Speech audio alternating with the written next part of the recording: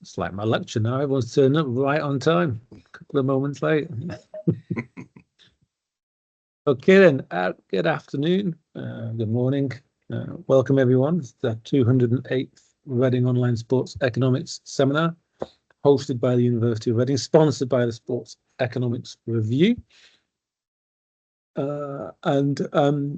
have Johan Rewilak from the University of Loughborough, who is going to present on the away goals rule in European football. Before Johan starts, I do just want to flag up the schedule through to Christmas, which I'm pleased to say is full. And I'm now filling up slots in January and February. If you do want to present early in the new year, please do get in touch.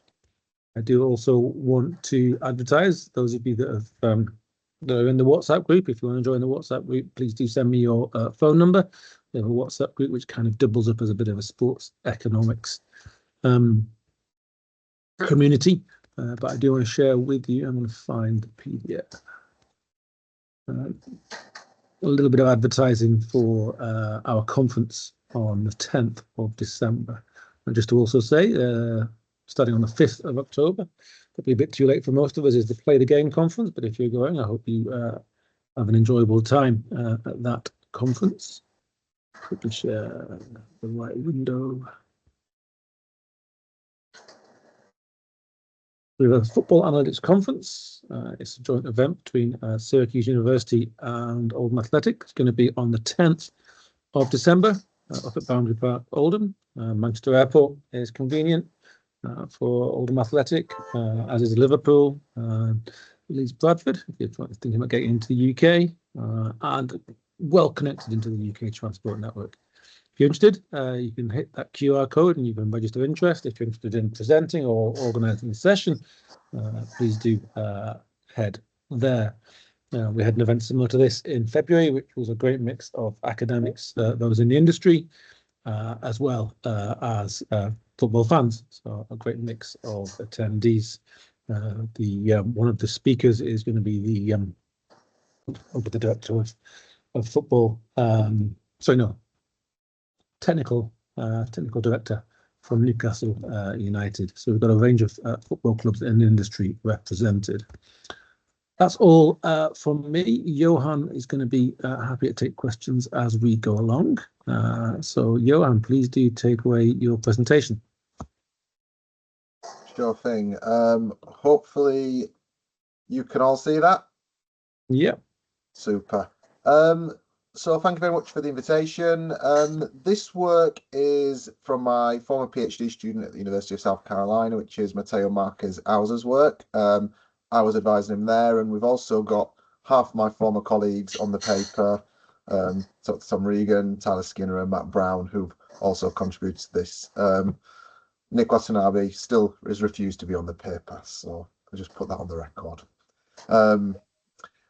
Basically, we're looking at the away goal rule in European football. It's work in progress. As you'll see, we've done some stuff basically looking at goals, but then there's also a little bit about some underdog probabilities and home improbabilities that's work in progress. And I've seen one or two of you have seen this paper before. Hopefully, you'll have seen some differences to the previous presentation last month. So, a brief introduction, the away goal rule. Hopefully most of you know what the away goal rule was, but just for those who are unfamiliar, it was used in UEFA knockout games in their continental club competitions, introduced in 1965, and it was remained until the 2021-22 season. So when I talk about the UEFA Club Continental Games, that was what is now known as the Champions League, now known as the Europa League, and also we've got the Conference League, but it was never used in that. Okay. And the away goal rule was effectively provide an additional weight to a goal scored when you played at home. So most of these UEFA knockout games were two-legged fixtures. You'd play your opposition at home and you'd also play them away from home. And it's when you were playing away from home that you could get an additional weight to every goal scored. Now, the misconception was that an away goal rule is worth double. However, in reality, it was not worth double. I put it down here as an additional weight of 0.01 extra goals. The reason I've used 0.01 is because very rarely would you have a aggregate score of 100 to 99. So if you score 99 goals, obviously that 99th goal would be worth 100 using this 0.01. But in the Jure terms, it wasn't actually quantified. I've just labeled it as 0.01 extra goals. And to show you how it works, I've got a table here. So if you cast your eyes, Ajax are always playing their first leg at home, and Benfica are always playing away to start with. And in the return leg, Benfica have home advantage and Ajax are playing away. The third column there shows the aggregate scoreline based on that effective weight that I've shown, and then who wins in 90 minutes. Actually, it should be 180 minutes. Apologies about that. So the winner at the end of the two-leg tie. In the first row, Benfica score 1 away goal, Ajax score 1 home goal. In the reverse fixture, it's a goalless draw. Therefore, using this away goal value, we see that Benfica has actually won 1.01 to 1, and they would progress to the next round. We can go through each individual row as we've seen, and that can determine who actually qualifies using this away goal rule. Okay. In terms of the motivation of this work, it's important to analyse policy changes in sports. It allows policymakers to evaluate their decisions. If those decisions were good, we can pat ourselves on the back and say, let's make some more good decisions. If they are bad decisions, it allows us to maybe potentially rectify any errors that have occurred. And most of the time, when we have these decisions where errors occur, they're often unintended consequences of the main policy change. There are a few examples that I'll touch upon later on. And why else is it important to focus on policy changes, in particular when it comes to the away goal rule? It's because maintaining spectator engagement is critical in association football. We've seen FIFA, UEFA try and make the sport more exciting, more relevant to younger audience, because football doesn't just compete with rival sports, it's also now competing with other forms of leisure and entertainment activities. Okay. Now, the obvious question here is consumers are supposed to be drawn to exciting sporting contests. Ball and McDonald in 2003 outline a variety of aspects here. If I was going to open a question to the floor and ask you, would you rather watch a game that ends 0-0 or a game that ends 1-1? You'd probably prefer the score draw rather than the goalless draw. Similarly, if I was going to say, would you rather watch a 1-1 draw or a game that ends 5-5? Most of you would say, I'd rather watch the 5-5, even though the result is the exact same.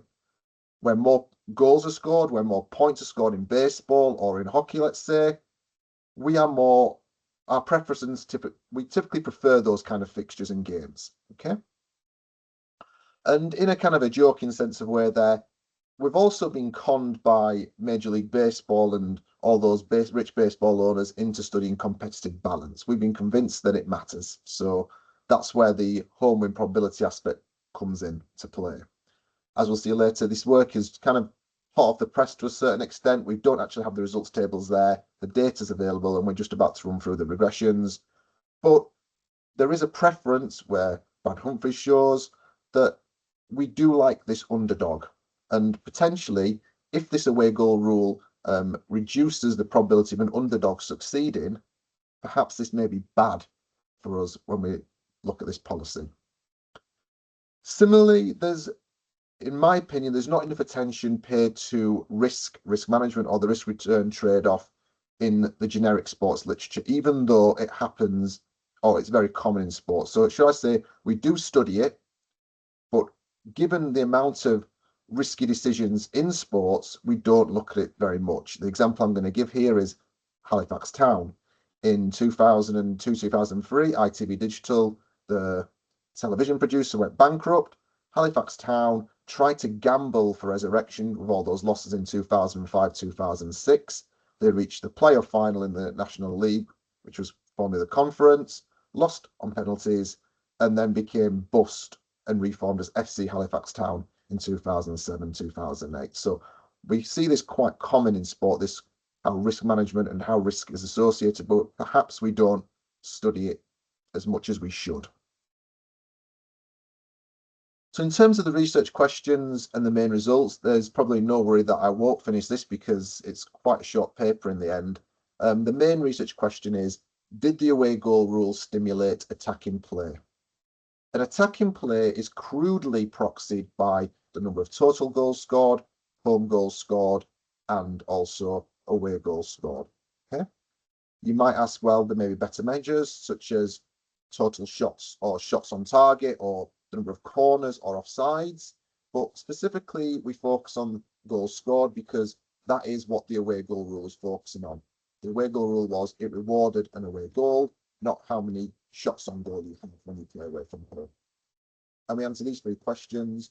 Overall, are less goals scored in a game overall? It's one of our first hypotheses. The second is, do home teams score less goals? And the third one is, do away teams score more goals? And when we look at our theory, we'll explain why we have these hypotheses. Again, one of the contributions here is also focusing on home teams and how many goals they score, because whilst the away goal rule was supposed to stimulate or entice the away team from being more expansive and trying to search for a goal, because an away goal is worth more to a home team, that's almost an additional punishment if they concede a goal. So they may be incentivized potentially to actually defend a little bit more and avoid conceding an away goal. The main finding, and it's a very simple one, is that the away goal rule had no impact on total goals scored, home goals scored, or away goals scored. Out of the 15 regressions on the report, we have 2 statistically significant coefficients, and that's all. Okay. Then the next part of the question is, and thank you for comments at the EASM conference. Apologies if you look at the bottom right, I've not changed that on Beamer, so he still says EASM 2025 rather than Roses 2025.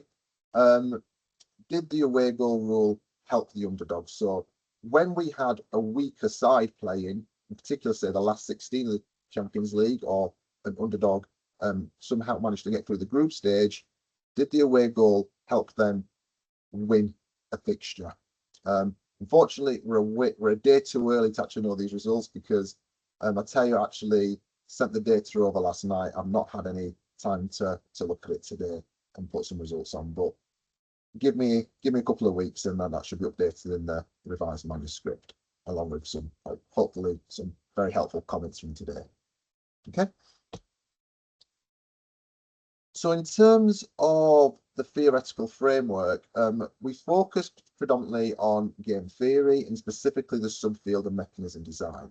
And how do we do this? Well, basically we look at the social planner being UEFA, and it has a specific outcome in mind, which is an exciting sporting contest. And it creates a mechanism, and in this sense, it's the away goal rule, to try and make participants voluntarily on their own reach that desired outcome. Okay. So as I mentioned, we assume that UEFA is our social planner. It wants to have an exciting sporting contest, and it implements the mechanism of the away goal rule. As we saw in the previous slide, it turns out that that mechanism wasn't doing very much whatsoever. We also touch upon the risk management and loss aversion theories. So Daniel Bernoulli's expected utility theory back in the 1700s, which was applied to finance by Markovich in 1952, basically states that if we are to accept a higher level of risk, we require an additional bit of reward to compensate us for bearing that risk. Okay, and in our context here, the away goal rule provides you a little bit more of a reward, and to access or attain that reward, you had to be riskier if you're the away team by playing more expansive football away on the road. So that's how that theory lines in. And then we also conjoin this with a bit of prospect theory by Kahneman and Tversky. Particularly, we focus here on loss aversion. Okay, and that helps us apply our ideas to the away goal rule and our hypotheses. So I'm going to go back a slide here. So the first obvious question is, do away teams score more goals? Well, so one of the questions is, do away teams score more goals? You look at the traditional risk-reward structure, and we find that we incentivize a high reward, a goal worth is a high reward. Away teams should take on more risk. On the contrary, home teams should potentially score less goals because they're going to be punished by every goal they concede, so they become more defensive. And when we bring in prospect theory and loss aversion, we focus on the first question there. Overall, are less goals scored in a game? So the total number of goals scored less. And if you believe in loss aversion, the punishment or the penalty of conceding a goal should mean that we have a greater disutility loss than if the opposing team scores a goal and gains that extra utility. So that is why we developed that third hypothesis of why are less goals scored in a game. So moving on to the existing literature, we focus around contest design in sport. Stefan's 2003 paper says that when we're designing sporting contests, we have to consider the structure of the tournament, whether it's a round robin, or the current Champions League format where it's an incomplete round robin, the total number of participants, and we've also got to try and incentivize participants to take the correct behavior. So, for example, we want our teams, our players, our participants to utilize costly effort to maintain sporting integrity. But we do know that sports rules can go awry, and there's a brilliant paper by Kendall and Lenton in 2017 showcasing how many times it can go wrong. One of the examples I always use there is that if we look at the sport of Formula One, here the halo was introduced as a safety mechanism for Formula One drivers. So the rule introduced was we're going to create the halo, protect our drivers. However, it had an unintended consequence where fanatics of Formula One said Formula One is no longer open cockpit driving. We're gonna stay away from it. Sticking with Formula One, cars were reduced in width, slick tires were banned. Again, those racing enthusiasts said, no, this isn't what we like. We like speed, we like drama. By these changes in sports rules, we can have these unintended consequences.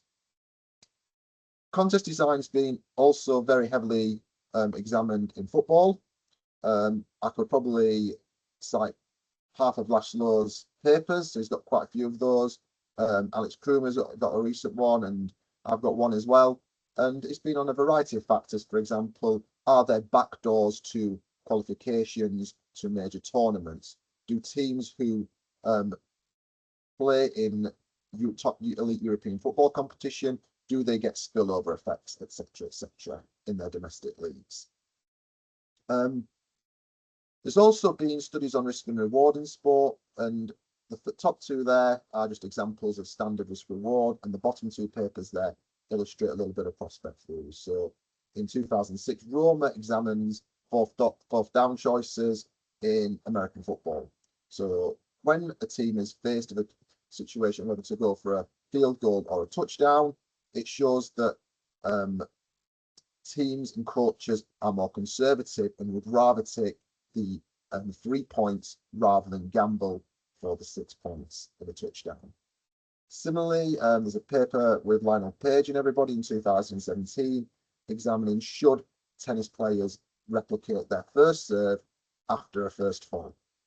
The findings suggest actually that yes, it is in the best interest of tennis players to replicate the first serve, but very many of them actually slow the first serve down, and that also shows that risk and reward trade-off, because if tennis players replicate their first serve, the risk is that they may concede the point if they double fault, but the reward is that if they obviously land their first serve as their second serve, then the chances that it's returned are significantly lower. Then examining Pope and Schweitzer, they look at loss aversion in sports, in particular in golf. So when you have players who are putting for birdie or for eagle in that matter, they miss far more putts of the equivalent case if they were putting for par or putting for bogey. Therefore, it shows this loss aversion that when they can still make par, even by missing a birdie putt, they are hurt far less and they concentrate far more when they are trying to save par or trying to save a double bogey, illustrating loss aversion. And Schneemann and Deutscher also examine this in football, a bit of loss aversion, and find that when teams are trailing by 1 goal, their running metrics are far greater than when teams are winning by 1 goal. Again, showing that in sports we do follow loss aversion on the field. And these 4 papers look at risk and reward specifically on the field rather than elsewhere. Now, I'm looking at the away goal rule, and I will admit here that my co-authors and I are not the first to do this. So JOST 2021 examines the removal of the away goal rule on competitive balance. And one of the things that is mentioned is that the away goal rule actually offset home advantage received in the second leg. And that second leg was only when games went into extra time. So if you think about it, if you are playing away from home in the second leg and the game ends up going to extra time, you had an additional 30 minutes under the away goal rule relative to the home team, who in the first leg only would have had a maximum of 90 minutes of the away goal rule. And JOST finds that basically the home advantage received by having extra time at home was offset by this away goal rule. So it was actually the removal of it harmed competitive balance to a certain extent. Sorry, Kubai and Stone do not look at competitive balance. They actually look at on-field aspects of the away goal rule and found that the removal of it decreased average pass lengths. There were fewer longer passes or more risky passes, fewer progressive passes, and also fewer offsides. Yildirim and Billman are the paper that we're more similar to because they too look at on-field aspects of the away goal rule, finding it promoted offensive play, focusing on goals scored, offsides, corners, and goal attempts.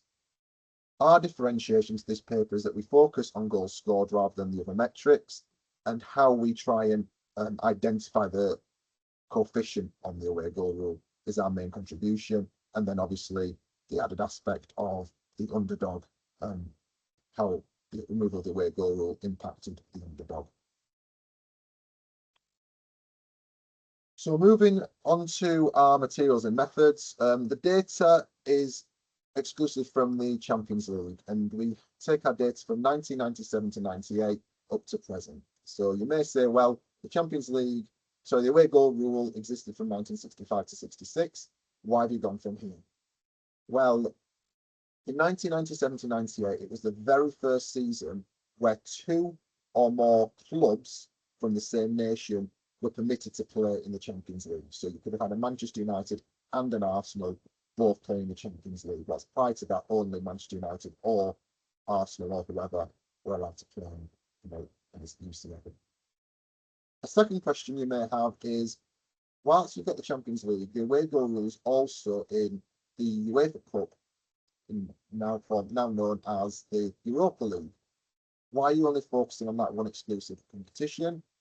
And there are a couple of reasons for that. So the first, rather than pooling all the data together, it could lead to a situation when we're doing our matching and our matching for our treated and counterfactual variables, that we have very different aspects.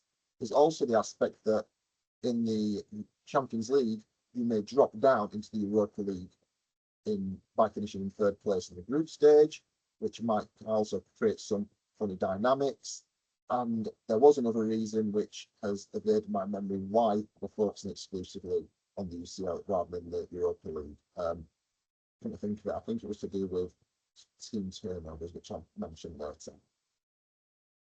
All the data is available publicly, apart from a betting website, which Julio very kindly emailed across to me. So I know Julio's on the call, so thank you very much for that. It's getting to put to very good use. One thing to mention when it comes to this betting data that's work in progress, given data availability, our sample actually starts in the 2000s rather than from 97, 98. Okay. We basically take most of our match information from World Football. We take home and away ELO ratings of the teams from clubelo.com, and we supplement Julio's betting data using Odds Portal for domestic games. And how we structure our data is, first of all, we collect all UCL knockout games from 1997 to 1998 to present. Then we focus on all those that had an away goal rule. So the final is ignored. So when there was only a last 8, when there was a second group phase, we only focus on the quarterfinal. But when the last 16 came, the round of 16 came into play, we start to collect those knockout games. And once we have our full UCL knockout games that contain an away goal rule, we look to match those games with historic or future matches between those same 2 teams. So if Bayern Munich played Barcelona in a semi-final, we would then go back historically and say that did Bayern Munich and Barcelona ever play themselves in a UCL group match which did not feature an away goal, either in the past or at some point in the future. In addition, and this is why our data starts from 1997 to 1998, we can also exploit matchups from teams in the same nation. So when Real Madrid play Barcelona, say in the semi-final of the Champions League under the away goal rule, we can go and look and inspect any domestic matches and any domestic cup matches in the Copa del Rey, for example, that contain those 2 teams. And once we have all those fixtures put together, we can create a panel by fixture and season, which is also date ordered. So to be very clear here, when Barcelona play Real Madrid at home, that would be one unique ID. And the reverse fixture, when Real Madrid play Barcelona, with Real Madrid being the home team and Barcelona being the away team, that is a separate unique ID. And therefore we have a panel where we have some fixtures that are counterfactuals, so domestic matches with no away goal rule, and then we have some treated observations which are Champions League matches between 2 of the same teams that do contain the away goal rule. When it comes to our dependent variables, we have total home and away goals, so 3 dependent variables when it comes to on-field goals, and then we're looking at home win probability. To be clear, so our goals variable is a count variable, which means that we're going to use a Poisson estimator later on. Our home win probability that we've captured, we're going to treat that as a continuous variable, and when the next results come through, that will just be used under a standard fixed effects estimation technique. The variable of interest is our away goal rule, which is a dummy variable. Okay, so it equals 1 if a fixture or a matchup between 2 teams was played under the away goal rule and 0 otherwise. Okay, so the semi-final between Barcelona and Real Madrid in 2012, 2013, or whatever it was, would be coded 1, whilst a game in the Copa del Rey would be coded 0. And as I mentioned, any away goal rule from 97 to 98 to 2020 to 21, any 2-leg fixture in the last 16 quarterfinal, semi-final is coded 1. We do have some exceptions to our observations. During the COVID years of 2019 and 2020, the last 8 and the last 4 were only 1-legged fixtures. We stripped that out from our analysis. In terms of our control variables, we have the home and the away ELO rating of the team just prior to the game. A dummy variable equal 1 if the game is the second leg, because potentially you may be more willing to try and score goals in the second leg if you're going to go out. There's a very various managers obviously say in these UCL knockout games that after the first 90 minutes is effectively half time of the fixture. We also have our UCL round dummies, so whether it's the last 16 quarterfinal or semi-final fixture, because the closer you get to the final, the more conservative teams might be because they're 1 step away from reaching the spectacle. We have month dummies. Most knockout games in the Champions League are played from March, end of February, March, April and May. So this helps us kind of match up with domestic fixtures or control for domestic fixtures that might be in September.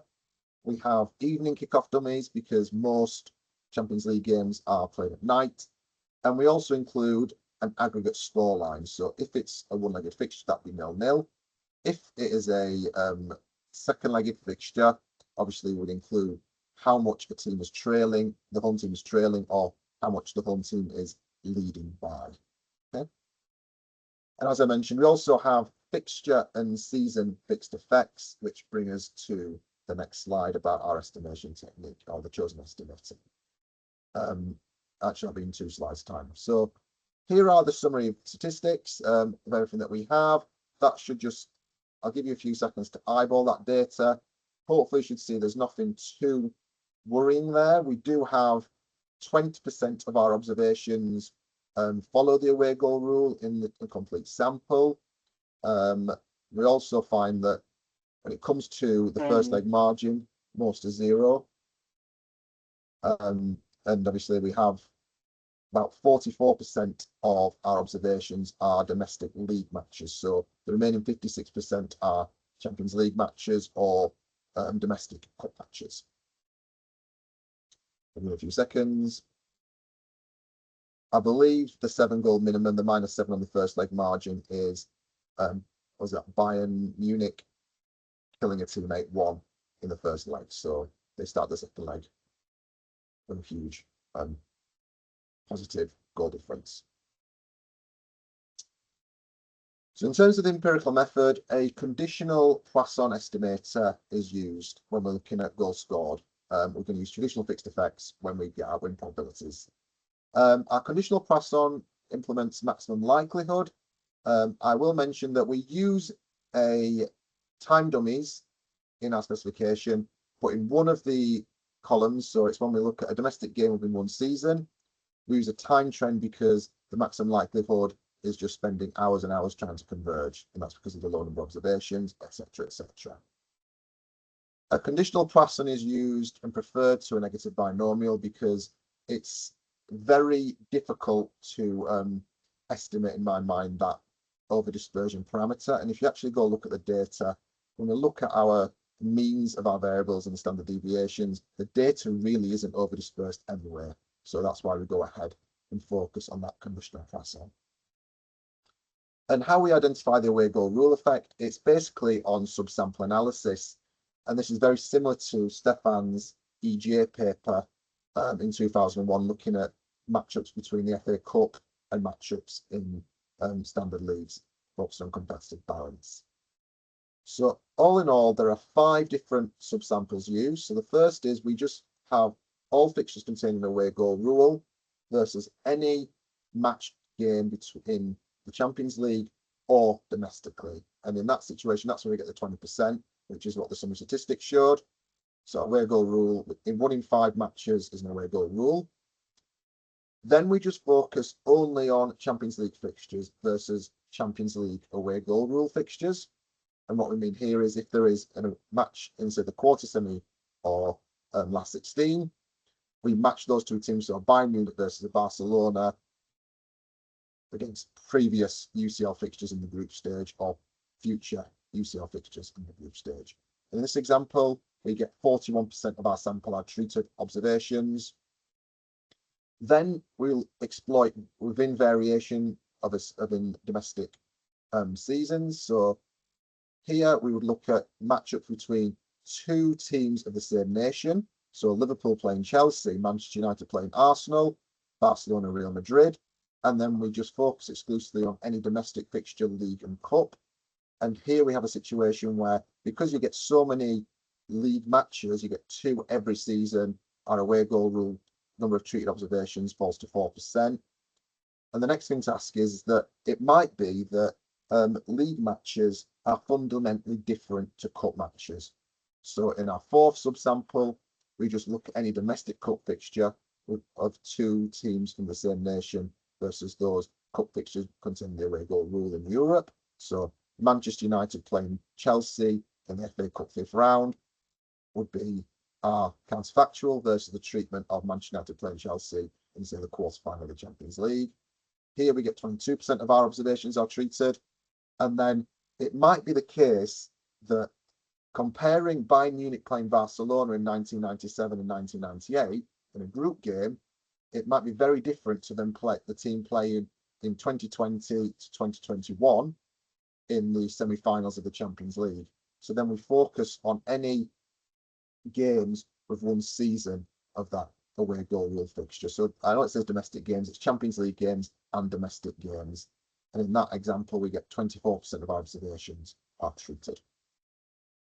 Okay, so moving on to our results, and as what you'll find is that this is looking at the number of total goals scored, and all the controls and fixed effects are included in the specification. I'm only reporting here the variable of interest, which is our away goal rule. So what we find is that effectively only in one of the 5 specifications does the away goal rule actually increase the number of total goals scored. And that is by just less than half a goal. So over a 2-legged fixture, it would be 1 goal extra scored in 180 minutes. Moving on to home goals scored, again, only one coefficient is statistically significant. This is only at the 10% level, so not even at the conventional 5% level. Again, it shows that the away goal rule increases home team goals scored by 1 goal, and that's it. So whilst the statistical effects are small, the economic significance of the effects are also very small as well. And finally, remember the away goal rule was created to try and encourage away teams from being more attacking. When we look at this, we see that there is no coefficient that is statistically significant on the away goal rule. So compared to the previous literature that shows that the away goal rule actually resulted in more goals being scored, our method of matching and trying to compare apples with apples, so fixtures of the same two and between the same 2 clubs, shows that there actually is no effect of the away goal rule whatsoever. So UEFA getting rid of this away goal rule in 2021-2022 appear to be doing it in good stead. So in terms of some robustness testing, we did look at some standard least squares estimates, or should I say fixed effects estimates, rather than using a conditional Poisson, and the results remained consistent. And similarly, we also used a Mundlat Poisson. Why do we do that? Because there are about a dozen observations or so that get kicked out using a conditional Poisson, because the conditional Poisson uses information where it sums up all the individual units within each individual ID, and if the dependent variable equals to 0, it will drop those observations out of the sample. So we need to have a positive integer there. Otherwise, that information is not useful for the conditional Poisson estimator. So Mundlat Poisson, that's basically, if you read Wooldridge's 2010 book, it basically tells you all we do is we create the period means of each independent variable, shove them in as a control variable into the specification, and then the Poisson estimator becomes a quasi-fixed effects. But the benefit is it keeps all those observations where those dependent variable remains as 0 when summed up through time.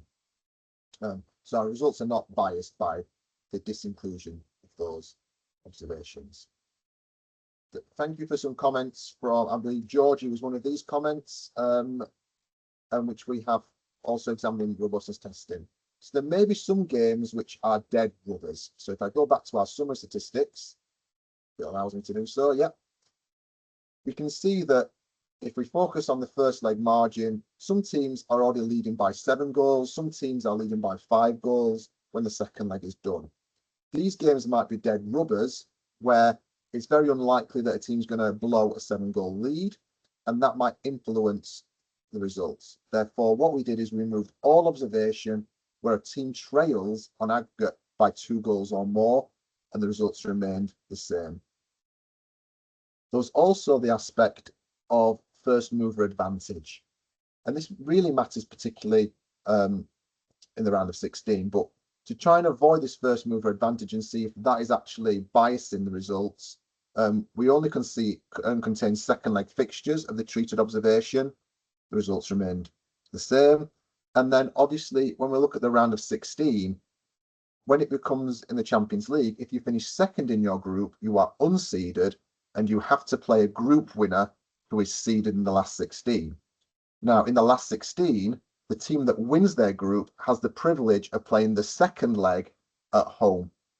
So underdogs are always playing away from home in the second leg of the round of 16. What we did is we only focused on the round of 16 being a treated observation, and again, the results remain consistent here. Nearly done, guys. So I know it's tiring for a Friday afternoon. In terms of discussion, we have since the away goal rule hasn't had any impact on our findings, we offer some potential explanations to why that might be the case. The first might be is that has the rule just become outdated, and UEFA were correct just to remove an outdated rule?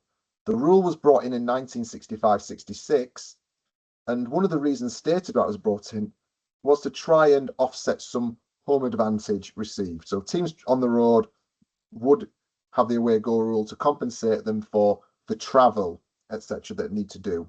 Now, home advantage has diminished. Singleton 2024. I'll show that for the Olympic Games. And we know that most teams in Europe now travel using chartered flights directly to where they're playing. We have much better recovery for players, etc. So home advantage isn't as much of a thing, which might be one reason why, given our sample stats in 97 to 98, why we have no finding. The second and probably most explainable aspect of our results is, do teams just simply ignore the rule? So teams will have a strategy. This is how we play. This is what we're going to do, and they have a set game plan. And they'll use that game plan more frequently in games that do not contain the away goal rule than in games that do contain the away goal rule. So in matches with the away goal rule, teams just ignore it.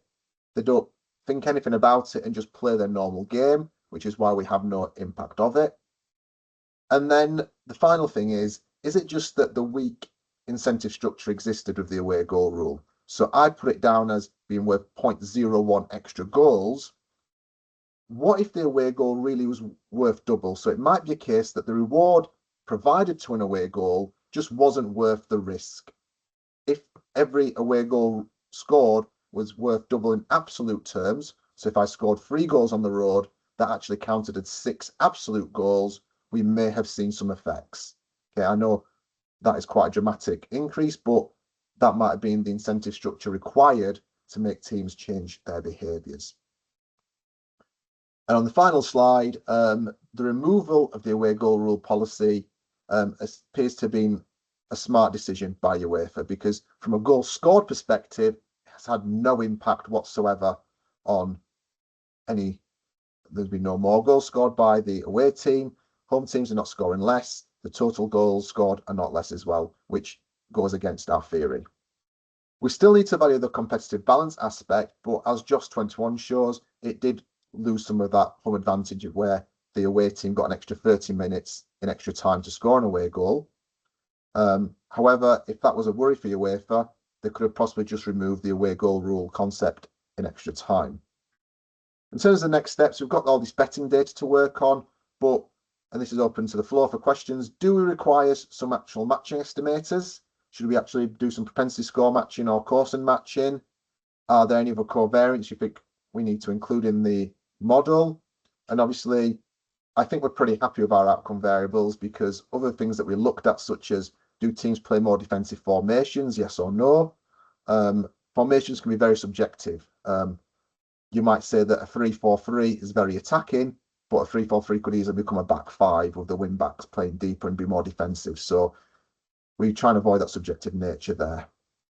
And the other thing as well is we've only focused on the Champions League because we don't really want to pollute the data set, and we have this worry about pooling it with our UEFA or Europa League, UEFA Cup or Europa League observations. But does that mean the findings are generalizable to other competitions that had the away goal policy?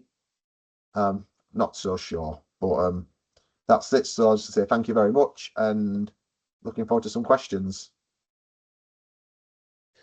Thank you very much, Johan. I am going to give you a Teams round of applause once my computer allows me. There we go. And we've got, as you predicted, plenty of time for questions and comments.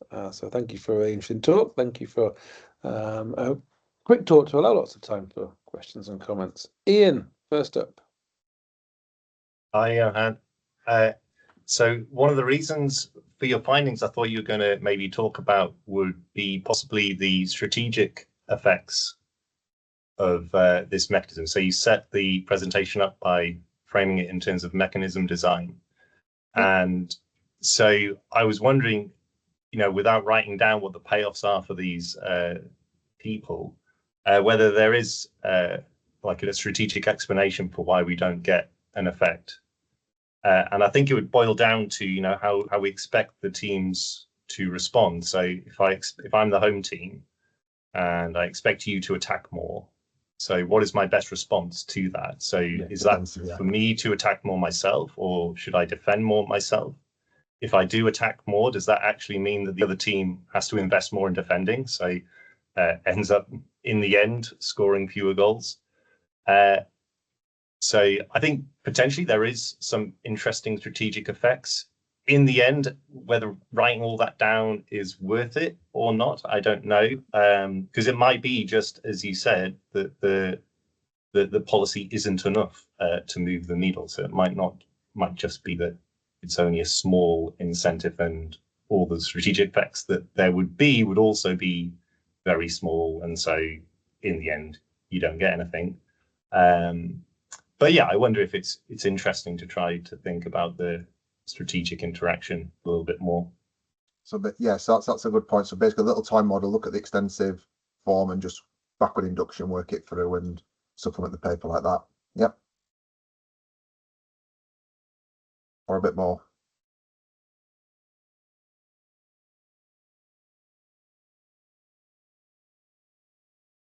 I think Ian's gone. Okay. Bob's That's got, good comment. I think I'll do Rob's that got his anyway. hand up. Bob has got his hand up, yeah. Yeah, hi, Johan. That was really good. Couple of things. Can you take us back to the beginning, as it were? Why was the away goal rule abandoned? Was there a kind of lobby of teams, or were there specific teams who wanted this to happen? Who actually wanted this? Or did it just come on high from UEFA, sort of exogenously? That's my first point. The second one is really a follow-on from Ian. In the empirics, we know we've got different coaching styles. So I've got Jose Mourinho in my head here, of course, parking the bus and all of that. And I was sort of, I'm not quite sure really, but would Jose Mourinho be even more defensive if the away goal rule was abandoned? And in the empirics, maybe a connection back to the coaches, head coach fixed effects, something like that. Would that add something to your model? I like that, Rob. Yeah, I've got to write it down. Yeah, so kind of some extra fixed effects to soak up that variation in terms of managers. That should be quite useful, because you see Mourinho moving around various clubs. So he's done Porto, Chelsea, Manchester United. So yeah, I like that. Your first question. So reading around why it was removed, UEFA simply just say it was outdated. That's reading a few papers that looked at this, so the Joss paper, etc. Again, there's no particular reason why it was removed. One thing they do mention is that they wanted to remove this unfair aspect that the away team, when they play in the second leg, they get the extra 30 minutes of extra time. I also read in one of those papers that UEFA weren't very happy in certain games. They wanted the game worked out in absolute terms. So rather than, like, say if the game ended up being 2-2 and you get a Dortmund going through rather than, say, a Real Madrid, UEFA would prefer that Real Madrid to go through, but Dortmund will go through in the away goal rule. UEFA didn't like that, so they wanted to remove it and everything to be on absolute terms. So there's a few different explanations flying around why they did it. I can't tell you exactly the precise reason, and I don't know if UEFA will probably respond to my email if I send it to them, but I will do that anyway. Yep. Okay, thanks, Rob. Georgie. Yes, hi, Johan. Good to see you. Thank you for the presentation. So I was scrambling to write down the examples, and I get halfway there. So, like, from the anecdotal perspective, so you use ELO rating as a proxy, and it just was brought up because recently got involved in using transfer market values. But so, for instance, this famous upset where Barcelona was up 4-1 after the first leg, and against Roma in 17-18 quarterfinals of the Champions League. They were up 4-1 after the first game, and then they go to Rome, and then they lose 3-0. And because of that away goal, Roma advances with more than twice as little of a cumulative transfer market value. So, like, the club was twice. So maybe Elo is not capturing, that different of a. So, like, I mean, it just makes it more dramatic in transfer market valuation terms that it's the club that's twice as poor that's beating, because Elo, from what I understand, it's also taken from domestic matches where Roma, in the perspective of Serie A, is much stronger than, say, Barcelona is with a relation to like other teams in La Liga. And then on top of it, my other question is, do you specifically outline where that goal was scored? For instance, is it the away goal that the away team scores in the second leg versus the first leg? Or do you think just the simple dummy captures all that? Or did you try to look at it in heterogeneity checks? So so just as pure dummy, that's the easy one out of the way, rather than playing around heterogeneously. Transfer market's interesting, yes, so we can do something like that. I probably will do something like that. Maybe look at disparities or something like that. The issue with transfer market, it doesn't vary through time in terms of within a season. It varies through time annually. That's why the ELO was used, because the ELO was every single fixture. It was the day before's ELO for each individual matchup. So yeah, it probably does have some biases in that Roma is beating Cremonese or whoever it is, and Real Madrid smashing someone like Las Palmas. Apologies for those teams, people who support those teams. But you would hope, I suppose, that all the teams in the Champions League are of a similar kind of echelon. So Manchester United, Arsenal, Liverpool, the usual suspects are always continuously playing in that league. Similarly, Real Madrid, Barcelona, Atletico Madrid. So that might reduce that variation. If you look at the variation in the ELO ratings, I think the mean is about 1850, and it ranges from 1500, which might be a Copenhagen versus others. So I still think I think I would still keep ELO as a control, but yeah, we can probably put the transfer market in there if we can figure a clever way to put it into the fixture or so much to try and get that variation. Yeah. I was thinking not even the cumulative value at the start of the season, but by having every single player, you could look at the starting 11 and then who was at the starting 11 at the time of the match. Okay, and try and create it that way. Okay, that's not a bad idea actually, because that'll give me some variation through time. Yeah, all right, that's good actually. Thanks so much, Georgie. Yeah,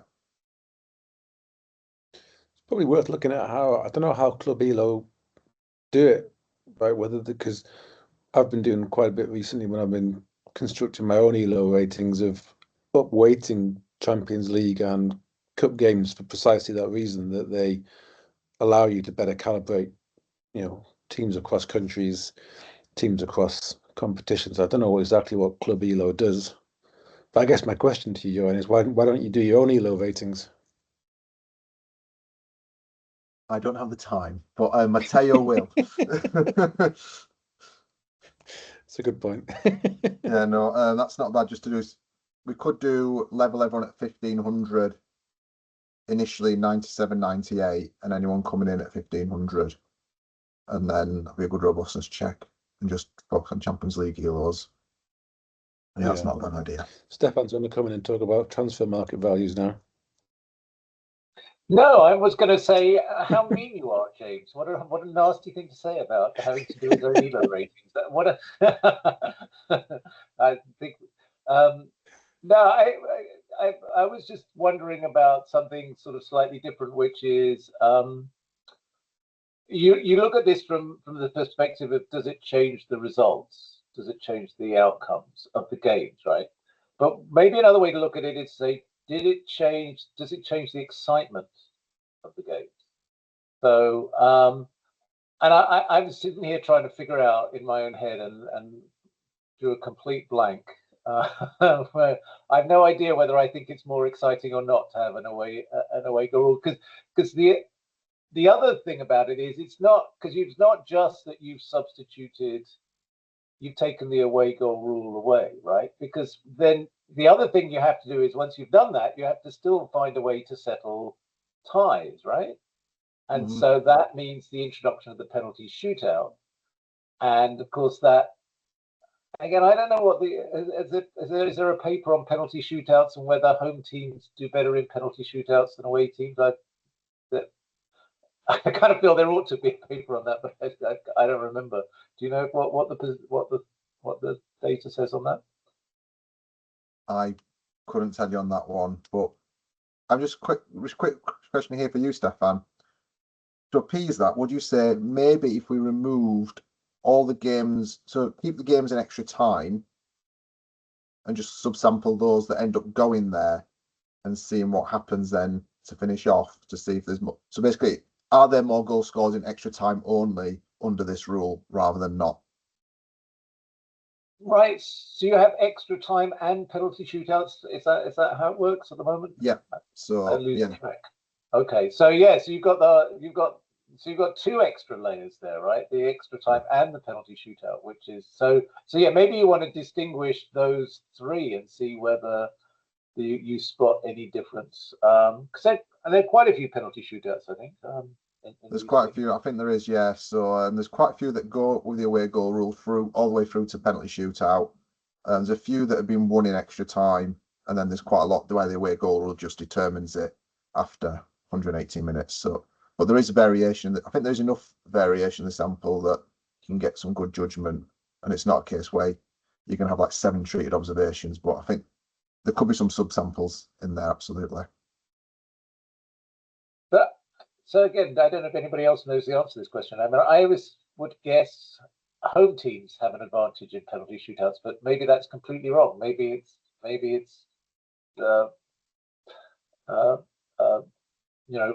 choking under pressure story. I don't know. It could be. It seems like an interesting, small paper, but a paper there somewhere. I have a feeling Carl might be working on a paper related to that. I think theirs is related to whether the penalty shootouts are in front of a team's own fans or not. But Carl's not here, and I'm not sure if any of his co-authors on that paper are to let us know or otherwise. But maybe it's a new idea to be looked at, paper to be written.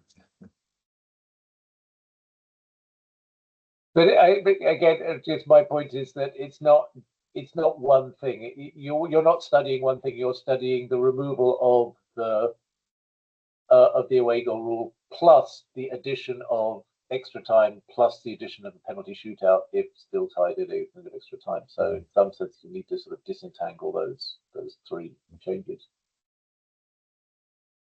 In that respect, it sounds a little bit like the removal of FA Cup replays. Again, to be parochial in English about it, but then it's not just the removal of the replay, you've got the addition of extra time in the first game. And the penalty shootout gives you might think remove the replay, teams have more chance of progressing, but then you've still got to get through extra time to get to the penalty shootout. And the motivation for all of this might have nothing to do with the actual, balancing out the teams or anything, but actually just to create more excitement. That's.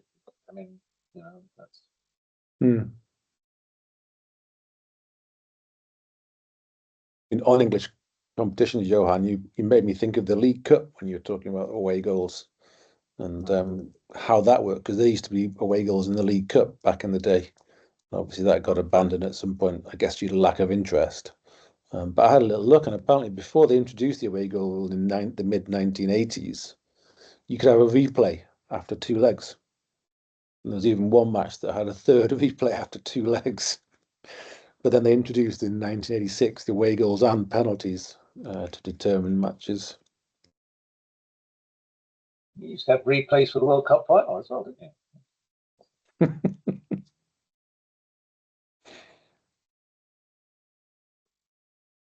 Did you think of looking at, because obviously you're motivated at Johan as a kind of competitive balance interest in the games as well as just the you know, the outcome. Did you think of looking at attendances or television viewership, monies paid for contracts, that kind of thing?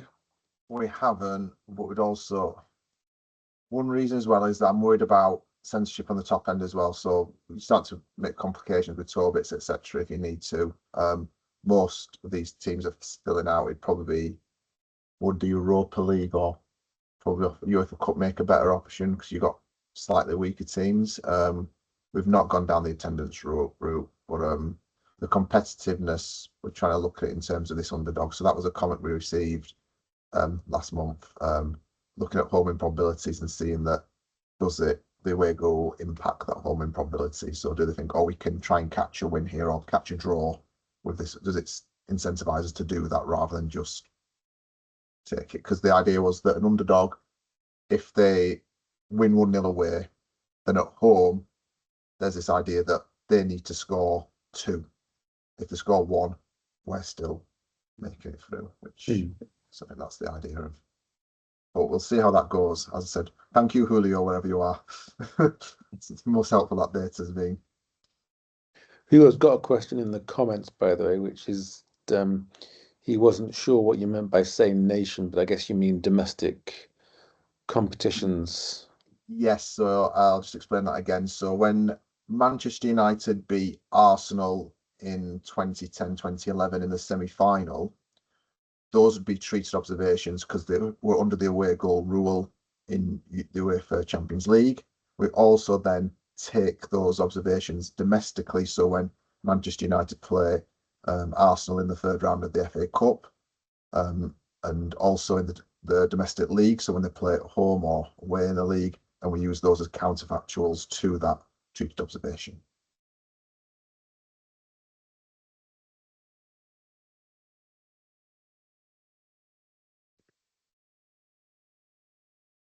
Just checking if you're still here, actually. Yeah, he is. But I assume that's a satisfactory explanation. Any more questions and comments for Johan?